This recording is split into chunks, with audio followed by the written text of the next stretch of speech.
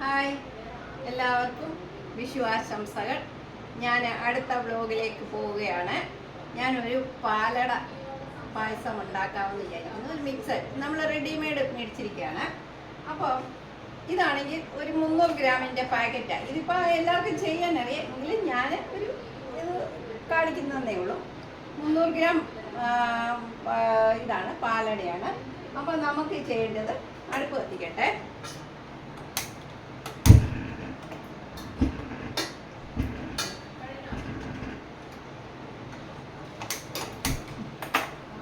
നമുക്ക് കപ്പിന് 4 cup 1 litre പാലിനകത്താണ് നമ്മൾ ഇത് ഉണ്ടാക്കുന്നത്.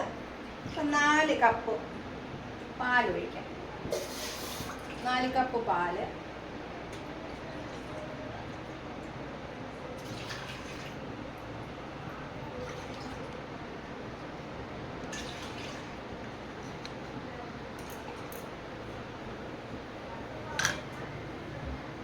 കപ്പ് പാലാണ്.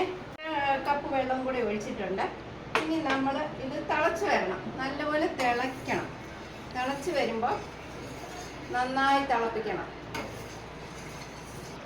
തിളച്ച് വരുമ്പോൾ നമ്മൾ നല്ല ഇത് വരുമ്പോൾ നമ്മൾ ഈ മിക്സഡ് പാലട ഇത് നമ്മൾ ഇതിനകത്തോട്ട് ഇടുകയാണ്. ഓക്കെ, പാല് തിളച്ച് വരുന്നുണ്ട്. അപ്പോൾ നമുക്ക് ഈ മിക്സഡ് ഇത് ഇതിനകത്തോട്ട് ഇടാം.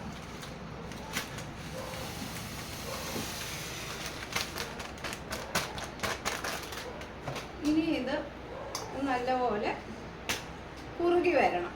കുറുകി വന്നിട്ട് നമുക്ക് ഏകദേശം ഒരു കുറുകി വെന്ത് വരുമ്പോഴത്തേനും ഒരു 15 മിനിറ്റ് എടുക്കും.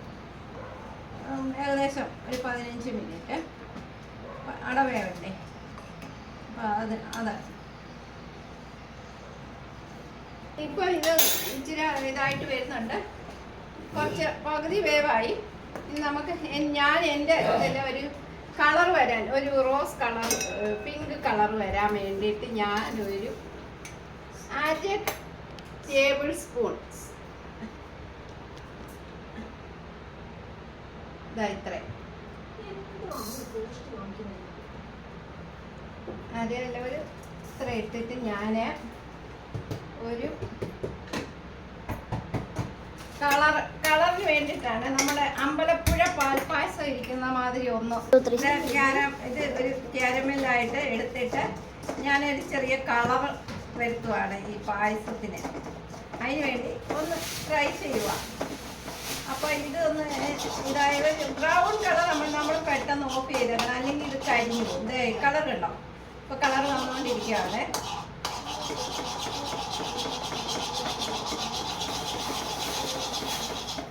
അത് നമുക്ക് അതിൻ്റെ കളർ വരുന്നുണ്ടോ? അപ്പം ഞാൻ ഇതിലോട്ടൊന്ന് ഇടുകയാണ്. മധുരം ഓൾറെഡി ഉണ്ട്, ഒരു 1/2 ടേബിൾ സ്പൂണിൻ്റെ കാര്യമല്ലേ ഉള്ളൂ.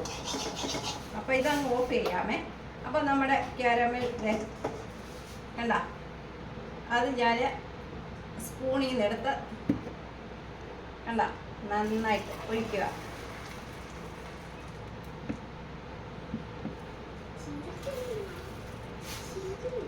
ചൂട. അപ്പം ഇത് അങ്ങനെ ഒരു എക്സ്ട്രാ ഒരു ഇതാണ് ഞാൻ ചേർക്കുന്നത്. ബാക്കിയെല്ലാം ഇതിനകത്തുള്ള ഈ കാര്യങ്ങളേ ഉള്ളൂ. ചേരുവൊക്കെ ഇതിനകത്തുള്ളത് തന്നെയാണ്.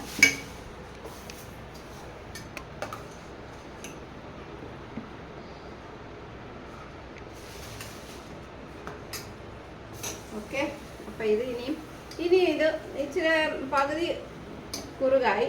ഇനി ഒരു സ്വല്പം കൂടെ ഒരു 10 മിനിറ്റ് 15 മിനിറ്റും കൂടെ ഇത് ചെയ്യണം. 15 മിനിറ്റും കൂടെ ഇനി ഇത് വേവണം. അപ്പം നമ്മുടെ പാലട റെഡിയാകും. നമ്മുടെ അമ്പലപ്പുഴ പാൽപ്പായസത്തിൻ്റെ കളറില്ലേ, നോക്കിയേ, കണ്ടോ? പിങ്ക് കളർ വരുന്നില്ലേ?